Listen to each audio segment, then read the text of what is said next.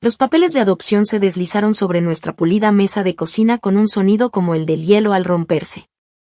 La firma de mamá, un nudo apretado y enojado de tinta negra, ya estaba seca. Ella no los empujó hacia mí con pesar, sino con la rápida e impersonal eficiencia de un cajero de banco cerrando una cuenta. 23 años de mi vida, desde las rodillas raspadas hasta las fotos de graduación de la secundaria en la repisa de la chimenea, estaban siendo liquidados por el regreso de su verdadera hija, Chelsea. Hemos pensado mucho en esto, Maya, empezó mamá, con una voz carente de calidez. Cuando descubrimos que Chelsea estaba viva, supimos que nuestras vidas debían dedicarse completamente a su curación. No sería justo para ella tenerte aquí, serías un recordatorio constante de lo que perdió. La miré fijamente mientras mi mente luchaba por conectar sus palabras con la mujer que me enseñó a andar en bicicleta. ¿Un recordatorio? Yo soy su hermana. He soñado con conocerla toda mi vida. Los labios de mamá se adelgazaron hasta formar una línea sin sangre. No eres su hermana. Fuiste la niña que criamos en su lugar. Ahora que ella ha regresado, necesitamos restaurar la familia a como siempre estuvo destinada a ser. Este papeleo simplemente lo hace oficial. El aire estaba cargado con el fantasma de Chelsea. Su perfume, un aroma floral caro y empalagoso, se aferraba a las cortinas y a la tapicería, una marca territorial. Ella había estado parada allí hacía unos momentos, con una sonrisa triunfante en los labios, mientras veía a su madre firmar los papeles antes de disculparse para dejar que la familia tuviera su momento. Había recorrido toda la casa una hora antes, siguiendo a mis padres como una monarca visitante, señalando los muebles y sugiriendo renovaciones. Se detuvo en la puerta de mi dormitorio, con los ojos brillantes. Esta habitación tiene la mejor luz, había declarado. Me la quedo. No hubo ninguna duda, ningún atisbo de compartir o de compromiso.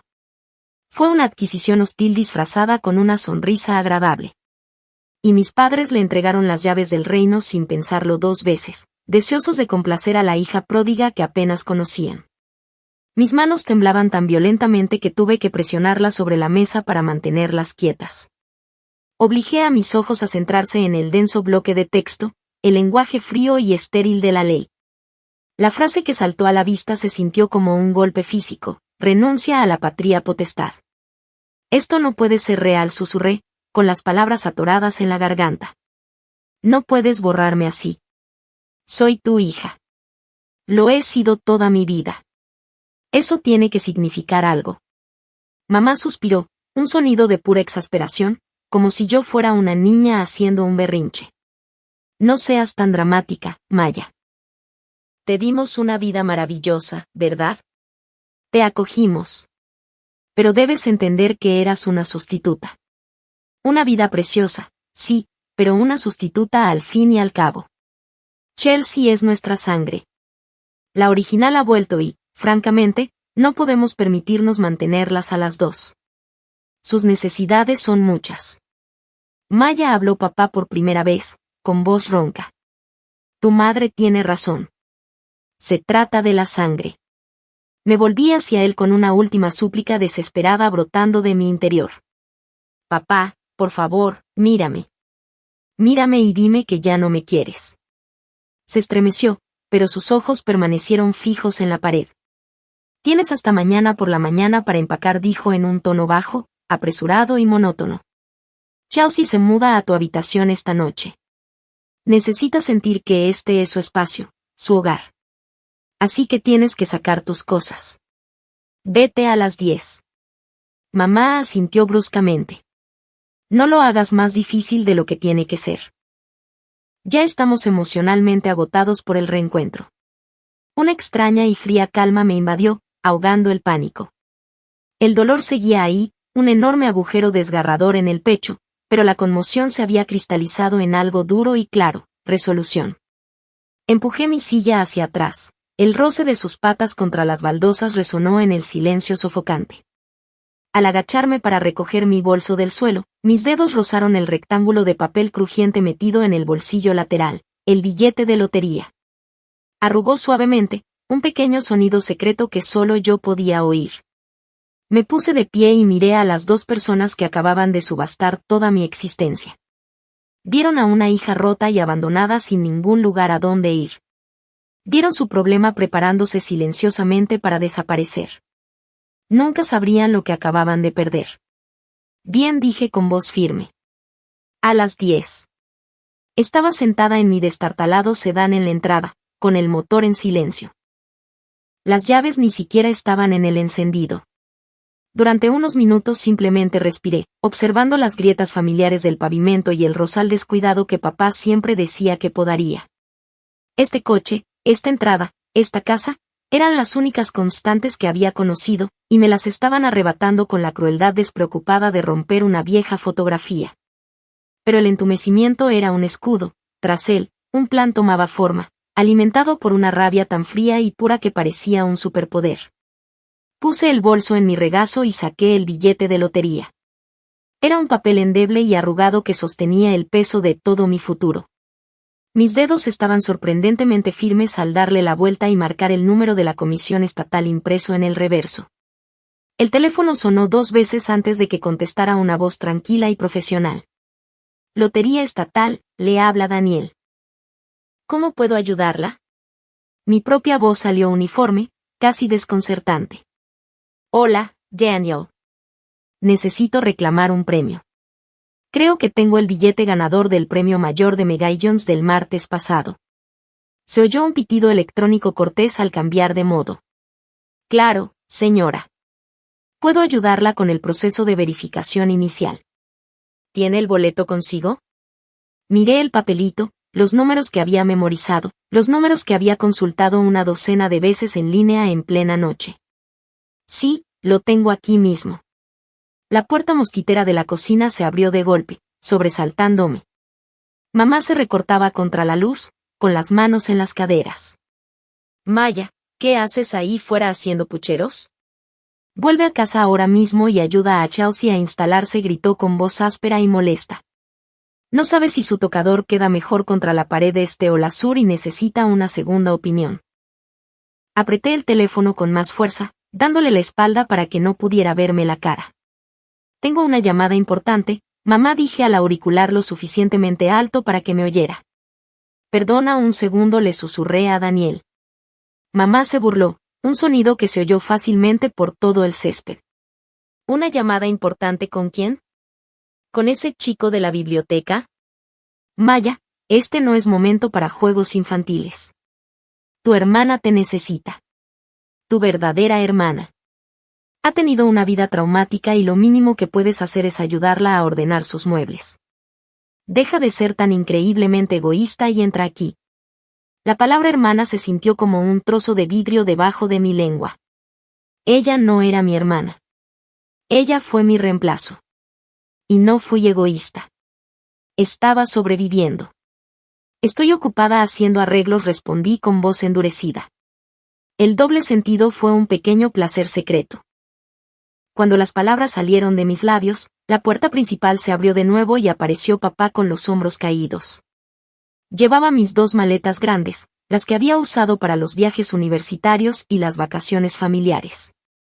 No me miró, simplemente caminó por el pasillo con la severa determinación de un hombre que saca la basura. Su rostro era una máscara de cansada resignación. Llegó a la acera y los dejó con un golpe final y pesado. Mi vida entera, mi ropa, mis libros, mis recuerdos, eran ahora oficialmente basura esperando a ser recogida. Esa visión debería haberme roto, pero en lugar de eso forjó la última capa de acero alrededor de mi corazón. Señora, ¿está usted todavía conmigo?, preguntó Daniel. Su voz fue como un salvavidas que me devolvió a mi nueva realidad. Vi a papá retirarse a la casa sin mirar atrás ni una sola vez. Sí, dije con voz clara como una campana. Estoy aquí. Continuemos. Está bien, señora, dijo Daniel con tono paciente y tranquilizador. Vamos a proceder. ¿Podría leer el número de serie de 20 dígitos ubicado justo encima del código de barras? Leí los números lenta y claramente mientras mis ojos seguían el camino que papá acababa de recorrer en el césped. Gracias. Y ahora, los 6 números ganadores de arriba a abajo. Recité la secuencia que ahora estaba grabada en mi cerebro, una oración sagrada. 4, 16, 22, 41, 68 y la mega bola es 12. Hubo una pausa llena solo por el suave clic de su teclado, pareció más larga que una vida. Podía oír a Chelsea riéndose dentro de la casa, un sonido agudo y tintineante que me ponía de los nervios. Probablemente estaba indicando a papá dónde colgar su arte, cubriendo los agujeros de los clavos que había dejado mi esposa. Está bien, señora, la voz de Daniel regresó. Los números que ha leído coinciden exactamente con el billete ganador sorteado el pasado martes por la noche. Solo necesito hacer algunas preguntas de seguridad más. ¿Puede decirme el lugar donde compró el billete? El rápido E-Mart en Hudson Avenue respondía al instante. El pasado lunes por la mañana. Otra pausa. ¿Y su nombre para nuestros registros? Maya, dije. Mi nombre es Maya. La formalidad de todo aquello era surrealista. Afuera, mi familia me estaba borrando. Aquí, en esta línea telefónica, yo estaba naciendo. Bueno, Maya, dijo Daniel, y pude escuchar la sonrisa en su voz. En nombre de la Lotería del Estado es un gran honor para mí ser el primero en felicitarla oficialmente. Es la única ganadora del premio mayor. El premio total no reclamado es de $18 millones. Las palabras quedaron suspendidas en el aire de mi pequeño coche, como si quisieran atravesar las paredes. El billete expirará en 3 días, añadió. Lo reclamó justo a tiempo. 3 días. Una broma cósmica. Me habían dado 24 horas para desaparecer de sus vidas, y el universo me había dado 72 para comenzar una nueva. La oficina del abogado en el centro de la ciudad estaba a un mundo de distancia de la tensión sofocante de mi antiguo hogar. Olía a cuero viejo y a café caro, un aroma a poder y orden. Había estado allí durante 1 hora, sentada frente a un enorme escritorio de caoba frente a mi nueva abogada, una mujer perspicaz llamada señorita Albrecht, y el investigador privado que ella había contratado en mi nombre. El investigador, un hombre tranquilo y canoso llamado señor Jones, acababa de terminar su informe preliminar. Los $18 millones habían funcionado más rápido de lo que hubiera podido imaginar. Sobre el escritorio, entre nosotros, había una carpeta delgada, pero su contenido era lo suficientemente pesado como para destrozar a una familia. Bueno, seamos perfectamente claros sobre lo que encontramos, dijo la señorita Albrecht juntando los dedos. La mujer que se hace llamar Chelsea les presentó a sus padres un certificado de nacimiento falso y una historia inventada que ya hemos desmentido. El hospital donde dice haber nacido no tiene registro de ella ni de su supuesta madre biológica. Más importante aún, analizamos el ADN. Deslizó un informe de laboratorio por encima del escritorio. Obtuve una muestra de un cepillo para el pelo que tu madre le compró a Chelsea, que recuperaste de la basura del baño de invitados. La comparamos con una muestra de una taza de café que usó tu padre, la que nos proporcionaste ayer. Como puedes ver, hay un 0% de probabilidad de coincidencia paterna. No es la hija biológica de tu padre. Es, a todos los efectos, una completa desconocida. El señor Jones se aclaró la garganta. Es más que una desconocida, señorita Albrecht. Es una profesional. No es la primera vez. Hemos encontrado un patrón de comportamiento, un modus operandi específico, que se dirige a familias con antecedentes documentados de niños perdidos o adoptados. Encuentra padres vulnerables dispuestos a creer en un milagro y los desangra. Las palabras me impactaron, pero no con el dolor que esperaba. La traición de mis padres era una herida abierta. Pero esta nueva información fue una bomba extraña, casi clínica. No me habían cambiado por su verdadera hija, me habían cambiado por un fantasma, una estafadora. La puerta de la sala de conferencias se abrió de golpe sin llamar. Chelsea entró como un rayo, seguida de cerca por mis padres, ansiosos. Tenía cara de actriz, los ojos ya brillantes de lágrimas artificiales. Maya, ahí estás, gritó con una voz temblorosa. Tu madre me dijo que querías verme para... ¿Qué? ¿Disculparte? Te perdono, por supuesto. Sé que esto debe ser muy duro para ti. Corrió hacia mí con los brazos abiertos para abrazarme, esperando claramente que me derrumbara delante de nuestros padres. Se detuvo en seco al ver la mesa. El señor Jones había dispuesto, como se le había indicado, una serie de fotografías brillantes de 8x10 sobre la madera pulida. Eran fotos de vigilancia. Chelsea en una casa de empeños vendiendo un relicario de plata que había pertenecido a mi abuela. Chelsea conociendo a un hombre en un aparcamiento. Un hombre cuyo expediente lo identificaba como un conocido falsificador. Chelsea bajo un nuevo corte de pelo, riendo fuera de un juzgado en Ohio. Sus ojos, los mismos ojos depredadores que había visto en mi propia casa, se abrieron de par en par por la sorpresa. Las lágrimas falsas se evaporaron al instante. ¿Qué es esto?, preguntó con la voz perdiendo su delicado temblor. ¿Qué es todo esto? Mi madre miró a su alrededor, nerviosa. Maya, ¿qué significa esta emboscada? Nos dijiste que tenías papeles que firmar. Vinimos aquí de buena fe. No puedes probar nada, gruñó Chelsea, las palabras desgarrando su fachada más dulce. Su voz se volvió repentinamente dura, despojada de su vulnerabilidad practicada y cubierta de una rabia venenosa. Era la voz de un animal acorralado. Señaló las fotos con el dedo. Son falsas. Editadas. Tú hiciste esto. Siempre tuviste celos de mí desde el momento en que entré en esa casa. No soportabas que quisieran a su verdadera hija más que a ti, su pequeña obra de caridad.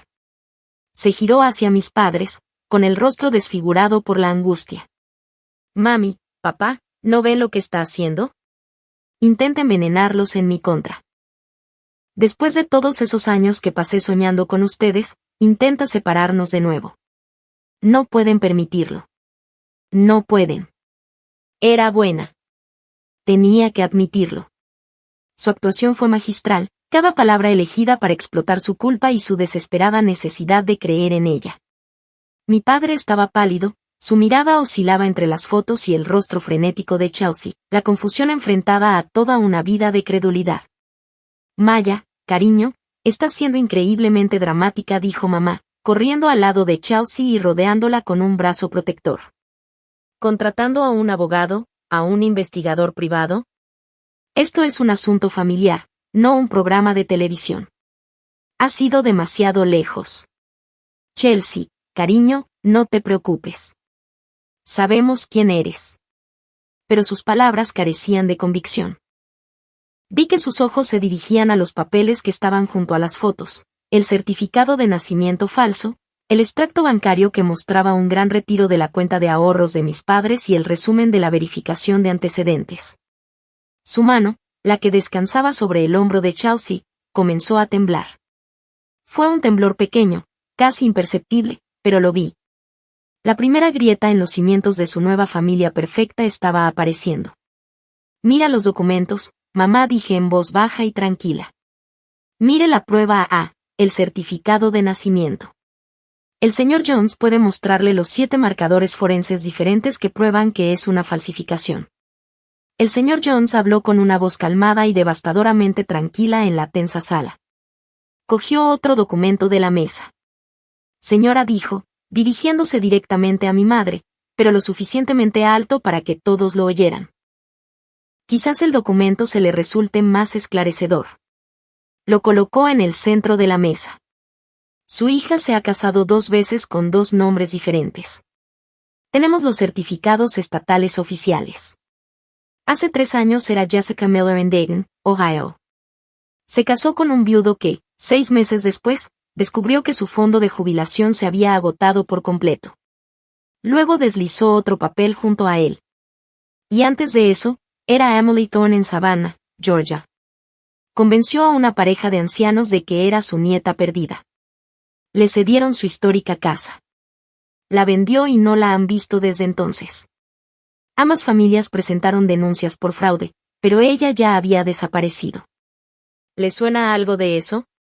La sala quedó en silencio, salvo por la respiración entrecortada de Chelsea. Todo el aire había sido absorbido por su indignación moral, reemplazado por la cruda y fea verdad expuesta sobre la mesa de un abogado. Mi padre se hundió lentamente en uno de los lujosos sillones de cuero, el rostro ceniciento. Mi madre observaba los certificados de matrimonio, llevándose la mano temblorosa a la boca. La arquitectura de su gran delirio se derrumbaba sobre ellos, rayo tras rayo doloroso. Chelsea no dijo nada. Solo me miró fijamente, con los ojos llenos de odio puro y sin adulterar. Todas las mentiras habían desaparecido, y solo eso quedaba. Por primera vez en 2 días, sentí que podía volver a respirar. El sol de la tarde se filtraba por los grandes ventanales de la oficina, atrapando las motas de polvo que bailaban en el aire. Sentía calor en la piel, un calor suave y sincero, a un mundo de distancia del afecto frío y condicional con el que había crecido. La luz en esta habitación, llena de verdades devastadoras, se sentía más real, más acogedora e infinitamente más cálida que mi hogar. El silencio en la habitación era algo vivo, denso y sofocante. Papá era una estatua de incredulidad en su silla. Mamá seguía agarrando los certificados de matrimonio fraudulentos, con el rostro desfigurado por la confusión y el horror creciente. Chelsea, o como se llamara, permanecía rígida. Su máscara de victimización se hizo añicos, revelando la furia fría y dura que se escondía debajo. El siguiente sonido no fue la explosión de gritos que esperaba, sino un golpe firme y autoritario en la puerta de la sala de conferencias. La señorita Albrecht, mi abogada, asintió bruscamente a su asistente, quien la abrió y reveló a 2 personas, un hombre y una mujer, vestidos con ropa profesional pero corriente. No eran abogados. Sus ojos recorrieron la sala con una mirada experta que todo lo ve, pasando por alto a todos hasta que se posaron en Chelsea. Sharon Valley, dijo la mujer con voz tranquila y sin rastro de pregunta. Chelsea se estremeció como si la hubieran golpeado. El nombre, tan desconocido para el resto de nosotros, fue claramente un golpe directo. Te hemos estado buscando durante mucho tiempo, añadió. Mi madre se quedó sin aliento. ¿Sharon? ¿Quién es Sharon? Esta es nuestra hija, Chelsea. Oficiales, hubo un terrible error, dijo nerviosa. Mi otra hija, Maya, me señaló con mano temblorosa, ha hecho algunas acusaciones descabelladas e infundadas. El detective masculino sonrió, con una expresión delgada y sin humor. Señora, le aseguro que sabemos exactamente con quién estamos hablando y no estamos aquí por ninguna acusación hecha hoy. Sacó un documento doblado del bolsillo de su chaqueta.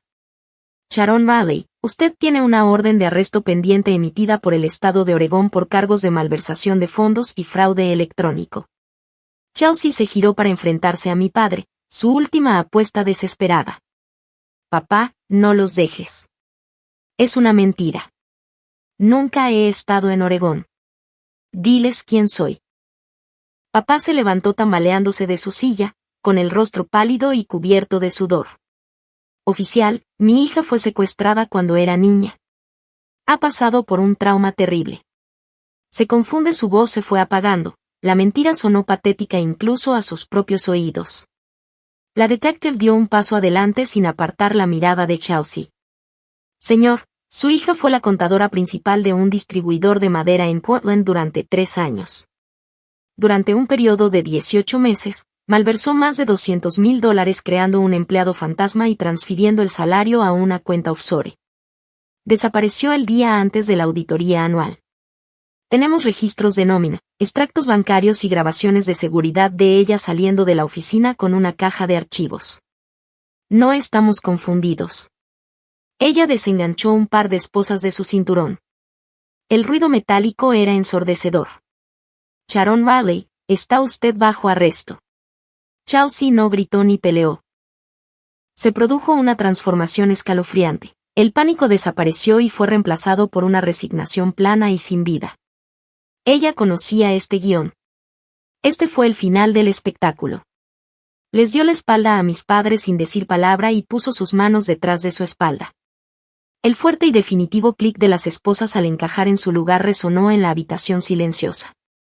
Era el sonido de la fantasía muriendo. Era el sonido de la estupidez monumental, destructora de la vida de mis padres, hecha realidad. Y cuando ese sonido se registró, los ojos de mi madre se pusieron en blanco. Su cuerpo se desplomó y cayó sobre la lujosa alfombra, completamente desmayada. Los detectives fueron eficientes e impersonales.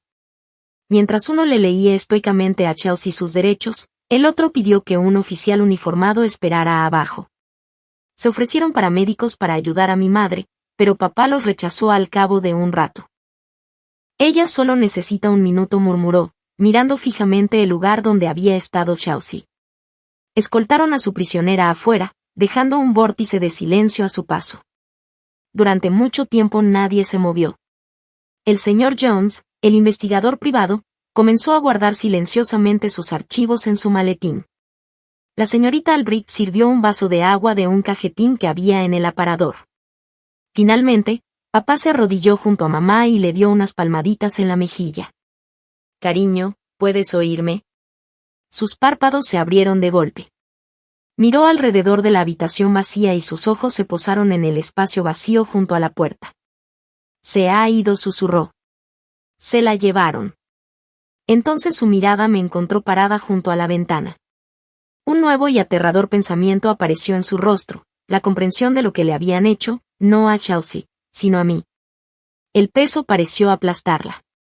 «Maya», sollozó, la palabra era una herida abierta y cruda. «Oh, Dios, Maya, ¿qué hemos hecho?» Papá me miró con el rostro destrozado. «Maya, no lo sabíamos. Te lo juro por Dios, no lo sabíamos. Nos engañó. Nos engañó por completo». Me quedé mirándolos fijamente, una espectadora viendo el trágico acto final de una obra en la que ya no participaba. El dolor que sentía era un eco lejano, una tormenta que ocurría en otro continente. «¿Qué vamos a hacer?», preguntó papá con la voz quebrada. Me miraba como si yo tuviera las respuestas, como si de alguna manera pudiera arreglar el mundo que habían destruido por completo, como si todavía fuera su hija, allí para resolver un problema. «No hay nosotros», dije con una voz tan tranquila y plana como el horizonte. «Ya no. Usted firmó los papeles». Mamá dejó escapar otro sollozo desgarrador. «Podemos romperlos. Los romperemos ahora mismo. No significa nada. Eres nuestra hija, Maya. Siempre has sido nuestra hija. Cometimos un error. Un terrible, terrible error. Por favor, cariño. Por favor. Podemos arreglar esto». «No, no pueden», dije, no con crueldad, sino simplemente como un hecho. «No pueden arreglar esto. Simplemente tienen que vivir con ello». Cogí mi bolso de la silla donde lo había dejado. «Querían empezar de cero», les recordé, usando las propias palabras de mamá. «Ahora tienen uno». Papá se puso de pie con dificultad. «¿De qué estás hablando?» «¿A dónde vas?», suplicó. «No puedes irte sin más. Somos tu familia. Te necesitamos». Miré a mi abogada, la señorita Albrecht, quien me dirigió un gesto sutil y alentador.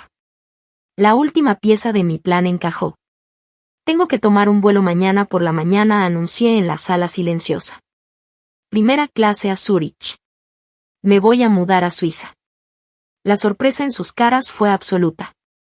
Fue incluso más profunda que cuando las esposas se cerraron. Fue un golpe que no vieron venir, una consecuencia que nunca pasó por sus mentes.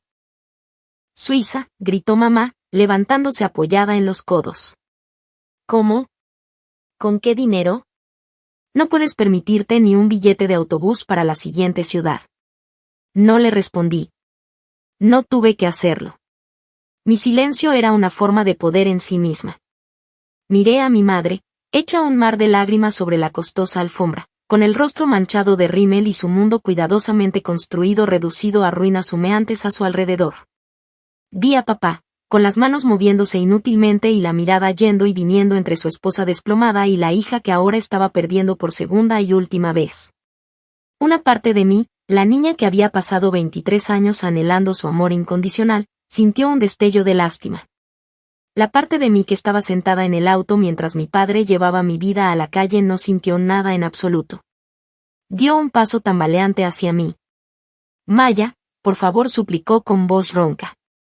«Ayuda a tu madre. Solo ayúdala a llegar a una silla, por favor». La miré.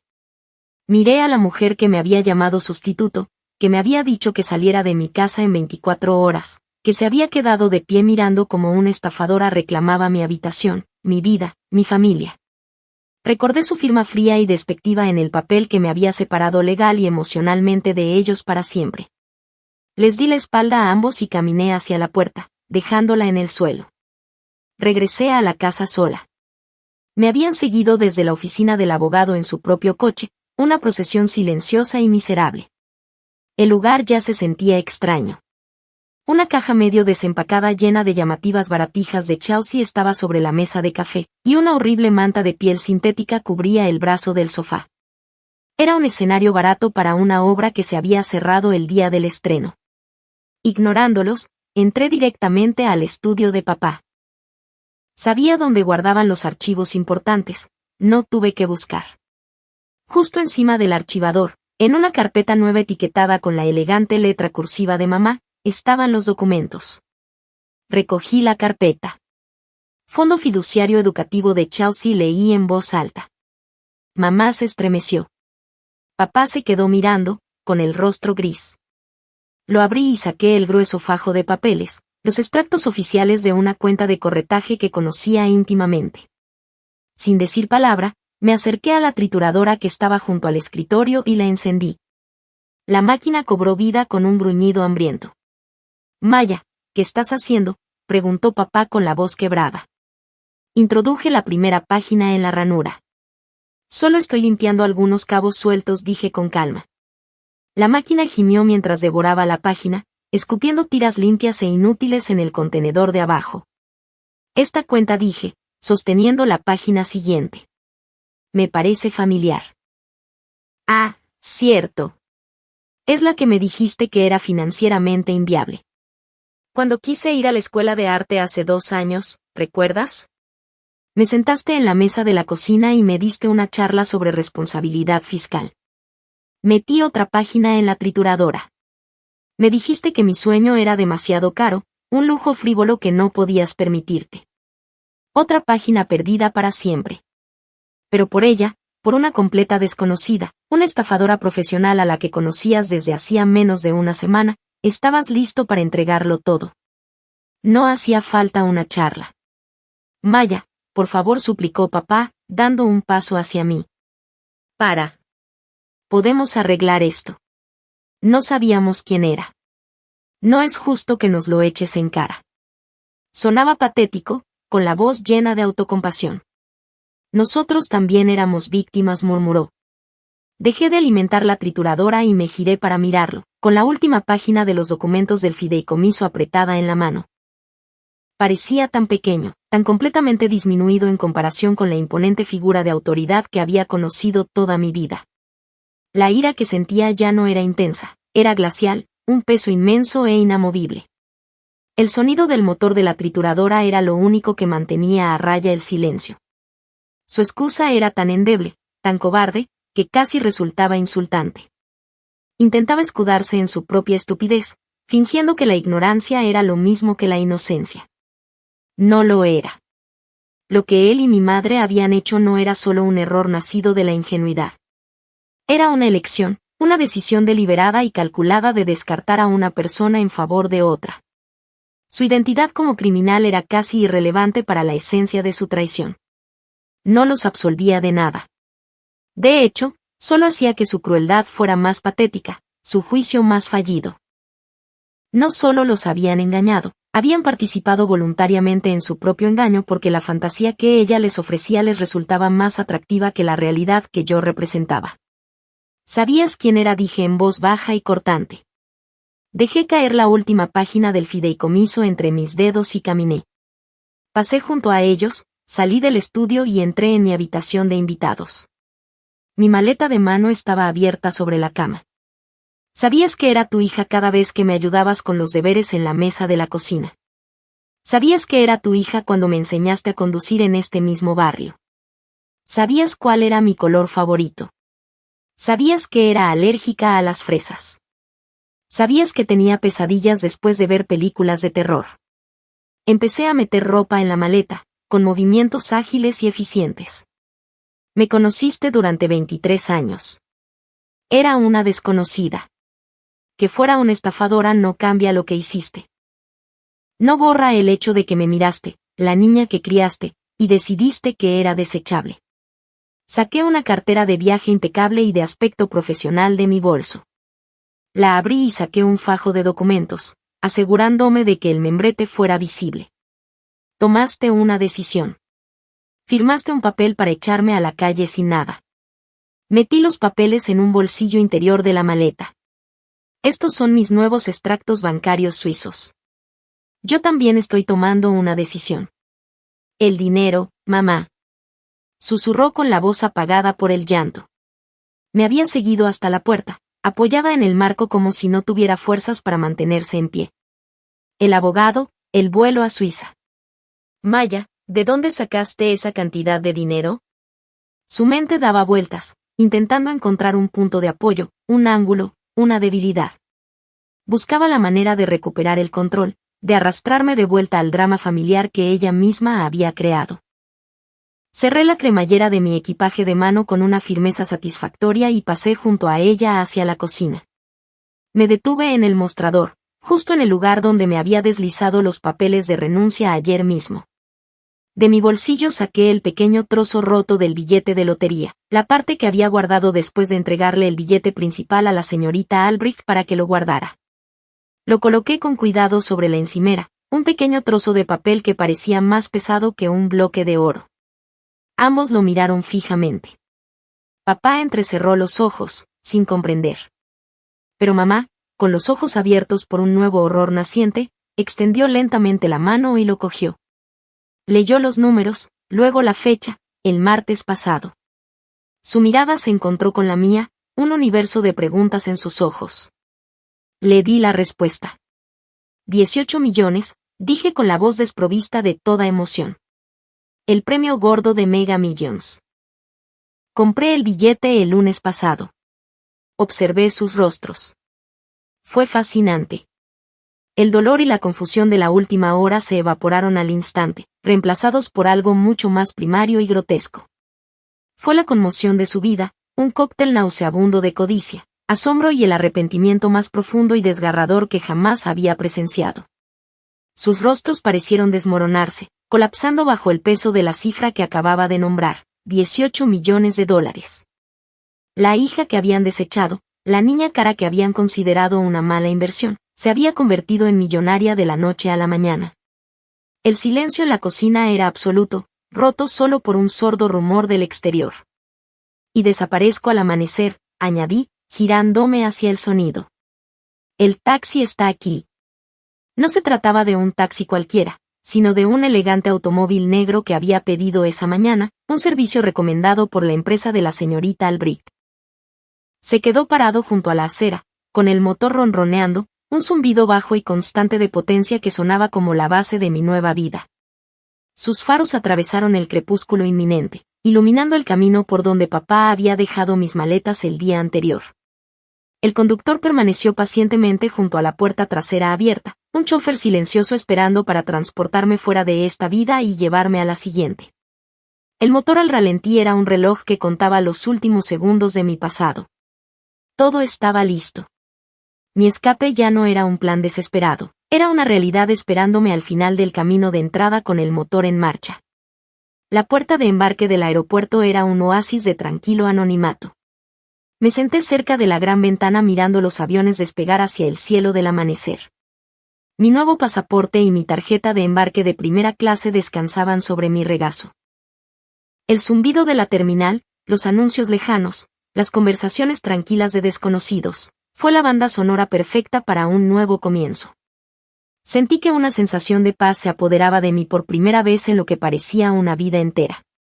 La tormenta había terminado. Tenía mi dinero, mi libertad y un futuro que finalmente podía construir para mí. Estaba tan perdida en el momento que no los vi hasta que estuvieron casi encima de mí. Parecían frenéticos y desaliñados. La cara de mamá estaba hinchada y manchada por el llanto, y la camisa de papá estaba arrugada, su cabello despeinado. Debieron de haber conducido hasta aquí como locos después de que me fui. Maya, gritó mamá, su voz era un chillido crudo que hizo girar cabezas de todos a nuestro alrededor. Se lanzaron hacia adelante, una ola de desesperación, pero su camino fue bloqueado de repente. Dos agentes uniformados de la policía aeroportuaria, que se encontraban discretamente cerca, se adelantaron para interceptarlos. Mi abogada, la señorita Albrecht, había organizado una escolta. Ella había anticipado exactamente este movimiento desesperado. Señora, señor, voy a tener que pedirles que mantengan la distancia, dijo el primer oficial con voz educada pero firme. Papá se detuvo, aturdido. ¿Qué es esto? Somos sus padres. Solo queremos hablar con nuestra hija, exclamó alzando la voz por el pánico. Fue entonces cuando me levanté, tranquila y serena, y le tendí el documento doblado que me había dado la señorita Albrecht. En realidad, dije, y mi voz se escuchó en el espacio repentinamente silencioso, ya no sois mis padres, ¿recordáis? Y esta es una orden de restricción temporal. Dice que legalmente debéis manteneros al menos a 100 yardas de mí. Estáis violando una orden judicial. Una orden de restricción, lamentó mamá, llevándose las manos a la cara con horror. La actuación fue para beneficio de la creciente audiencia de viajeros, pero el dolor detrás de ella era real. Esta fue una humillación pública que no pudo controlar, una orden de restricción contra su propia familia. Maya, ¿cómo pudiste ser tan cruel? Después de todo lo que hicimos por ti, no puedes abandonar a tu familia sin más. Sus sollozos eran fuertes y teatrales, resonando bajo los altos techos y la fría luz fluorescente. Algunas personas cercanas negaban con la cabeza, chasqueando la lengua ante la despiadada joven con escolta policial. Desconocían la historia. Desconocían el papel que había firmado. Solo veían la escena que estaba montando. La acusación, tan hipócrita, ni siquiera dolió. Era como si un caníbal te criticara por tus modales en la mesa. Era absurdo. Me había pasado la vida intentando ser la hija perfecta, aterrorizada por el abandono, y ahora me lanzaba esa misma palabra como si fuera mi pecado original. Di un paso al frente deliberadamente, deteniéndome justo fuera de su alcance, sosteniendo mi tarjeta de embarque para que pudiera verla con claridad. Yo no abandoné a nadie, dije en voz baja pero lo suficientemente aguda como para interrumpir su histeria. Abandono es cuando llevas a tu hija a la oficina de un abogado para ser emboscada por un estafador. Abandono es cuando metes su vida en 2 maletas y las dejas en la acera para que todo el mundo la vea. Miré su rostro y luego el de mi padre. Abandono es cuando firmas un documento legal renunciando a todos los derechos parentales y le dices a tu hija de 23 años que solo era una persona sustituta. Dejé las palabras flotando en el aire entre nosotros. No solo me abandonaste. Me desechaste. Hay una diferencia. El oficial a mi lado cambió de postura. Señora, tal vez usted y su esposo deberían regresar. No queremos causar un escándalo mayor. Mamá lo ignoró, con los ojos fijos en mí, sus lágrimas, de repente, parecían armas. Fue un error. Un terrible error. Te amamos, Maya. Siempre te hemos amado. Estábamos tan confundidos. Cometimos un error, suplicó papá, recuperando la voz. Dio un paso adelante, con las manos levantadas en un gesto de súplica. Chelsea nos engañó a todos. Engañó a profesionales, Maya. Los propios detectives lo dijeron. Era una criminal, una mente maestra, ¿cómo íbamos a saberlo? Era la misma excusa gastada, el mismo estribillo cobarde. Eran víctimas. Eran inocentes. No era culpa suya. Intentaba construir un puente que nos llevara de vuelta a través de nuestro trauma compartido, pero los cimientos estaban podridos. No lo dejé. No eran solo víctimas pasivas de una estafa ingeniosa, eran participantes activos, inversores entusiastas en una fantasía que los hacía sentir especiales, incluso si eso significaba borrarme para hacerles espacio. La estafa solo funcionaba porque ellos lo deseaban. Tenían una opción mucho antes de que Chelsea revelara su verdadera naturaleza. Tenían la opción entre la hija que conocían y la hija que imaginaban. Eligieron la fantasía. Tú elegiste, respondí con la voz fría y dura como el suelo pulido del aeropuerto. Puede que fuera una mentirosa, pero nunca te obligó a hacer nada. No te obligó a vaciar mi fondo universitario. No te obligó a decirme que ya no era bienvenida en mi propia casa. Y no te obligó a firmar esos papeles. Lo miré fijamente a los ojos. Tú elegiste. Creerle a un extraño antes que a la hija que criaste. Elegiste arriesgarte y perdiste. No soy la víctima de Chelsea. Soy tu consecuencia. Y ahora estoy tomando mi decisión. El aire crepitaba con la tensión de todo lo no dicho, 23 años de historia cuajando en este último y amargo momento. Abrió la boca para hablar de nuevo, para suplicar, para disculparse, para negar. Pero lo interrumpió una nueva voz, una voz femenina, incorpórea y alegre, que descendió del techo. Buenos días, pasajeros. Invitamos a los de las filas 1 a 10 a embarcar para el vuelo 447 a Zúrich. La voz fue el pistoletazo de salida, señalando el final de la carrera. Era mi señal. Era el final. Miré a papá, su rostro arrugado y desesperado, y extendí la mano, no en señal de reconciliación, sino con un solo objeto en la palma, una llave de casa. Aquí, dije. Él la miró, confundido. Ya no la necesitaré. No la cogió, así que se la puse en la mano, que no se resistió, y mis dedos rozaron brevemente los suyos por última vez. No sentía calor. Dáselo a los vecinos cuando pregunten a dónde fui, dije, bajando la voz hasta casi un susurro para que solo él pudiera oírlo. O mejor aún, úsela para entrar cuando tengan que pensar en cómo explicarle a todo el vecindario, a todos sus amigos, por qué su preciosa hija real está sentada en una celda de la cárcel del condado en lugar de pintar su nuevo dormitorio. Me giré sin esperar respuesta. El agente de la puerta sonreía, esperándome. Los agentes se colocaron ligeramente detrás de mí, una silenciosa escolta oficial despejando mi camino. No miré atrás. Sabía lo que vería, 2 personas destrozadas, solas en medio de un aeropuerto abarrotado. Por fin comprendían el verdadero coste de sus decisiones. Me acerqué al mostrador, bajo la luz del enorme panel de salidas que enumeraba ciudades de todo el mundo, París, Londres, Tokio, Roma, y allí estaba, Zúrich, a tiempo. Le tendí el pasaporte. La agente de la puerta lo cogió y escaneó mi tarjeta de embarque. Al hacerlo, el pasaporte se abrió en la página de mi visado. Mi flamante visado suizo de larga estancia, con mi foto y mi nombre, brillaba bajo las luces. Era lo más hermoso que había visto en mi vida. Era mi futuro. Era mi liberación. Que tenga un maravilloso vuelo, señorita Maya, dijo la agente con una sonrisa profesional.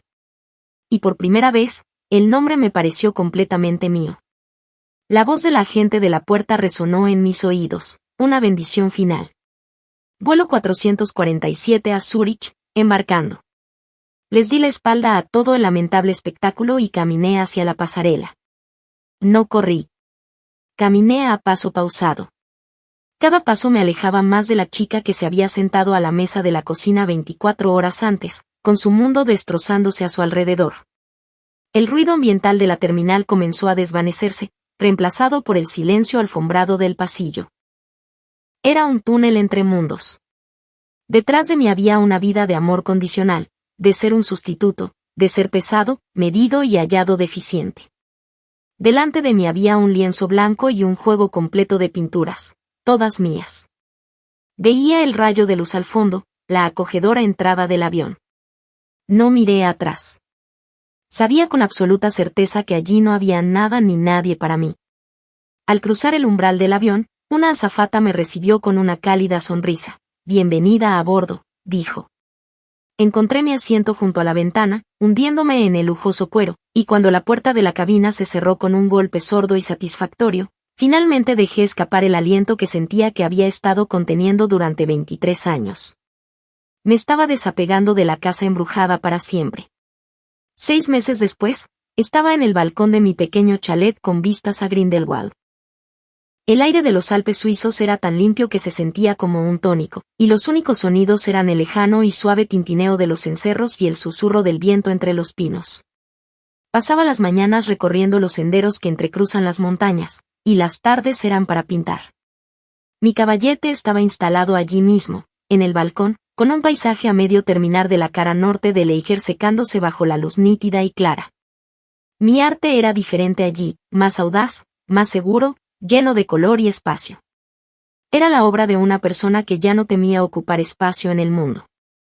Mi fortuna, administrada por un equipo discreto y competente de banqueros de Zúrich que la señorita Albrecht me había recomendado, Era un motor silencioso y autoperpetuante de mi libertad. Los intereses por sí solos eran más de lo que jamás podría gastar. El fondo fiduciario que habían creado para mí crecía a diario, testimonio silencioso de la vida que estaba construyendo. Me enteré del destino de mi antigua familia a través de una alerta de Google que mi abogado había configurado. El titular en su periódico local fue una lección sobre el escándalo discreto en un pueblo pequeño, una pareja local acusada de complicidad en la red nacional de fraude de su hija. La ironía era tan densa que podría haberme atragantado. El artículo era breve, pero los detalles, confirmados más tarde en un correo electrónico profesional recortado del señor Jones, eran devastadoramente claros. Chelsea, o mejor dicho Sharon, era profesional, y los profesionales ocultan sus huellas. Durante su breve reinado triunfal en mi antiguo hogar había usado su dirección como sede registrada de varias de sus empresas fantasma. Había usado su wifi para realizar transacciones ilícitas. Incluso convenció a papá de firmar un poder notarial, una simple formalidad para mi historial médico, que luego utilizó para avalar un préstamo comercial que fue incumplido de inmediato. Estaban tan cegados por su fantasía de hija pródiga, tan ansiosos por demostrar su devoción, que firmaban todo lo que ella les ponía por delante. Sus cuentas bancarias, vinculadas a las de ella para los gastos del hogar, ahora estaban congeladas como parte de la investigación criminal. Se enfrentaban a años de batallas legales, sus bienes confiscados, su reputación en la comunidad destruida. Habían abandonado a su verdadera hija por un sueño, y ese sueño les había dado un giro y los había devorado metódica, eficiente e ilegalmente desde dentro. Habían estado tan desesperados por tener una verdadera hija que nunca se dieron cuenta de que simplemente eran su último y más importante blanco crédulo. A veces, generalmente tarde en la noche, cuando el valle se hunde en profundo silencio, me sorprendo pensando en ellos. La ira se ha ido, arrastrada por el viento, la altitud y el simple paso sanador del tiempo. Solo me queda una curiosidad antropológica distante. Mi venganza nunca fue el dinero ni la huida. Mi venganza fue dejar que sus decisiones se desarrollaran hasta su ruinoso desenlace natural. Me pregunto qué harán ahora, dando vueltas en esa casa llena de fantasmas. Me pregunto si alguna vez pasan por delante de mi antiguo dormitorio. La puerta probablemente esté cerrada, pero me pregunto si a veces alguno de ellos se detiene, con la mano sobre el pomo, y se pregunta por la chica que solía vivir allí. Me pregunto si revisan la habitación vacía, casi esperando encontrarme todavía esperando a que me elijan.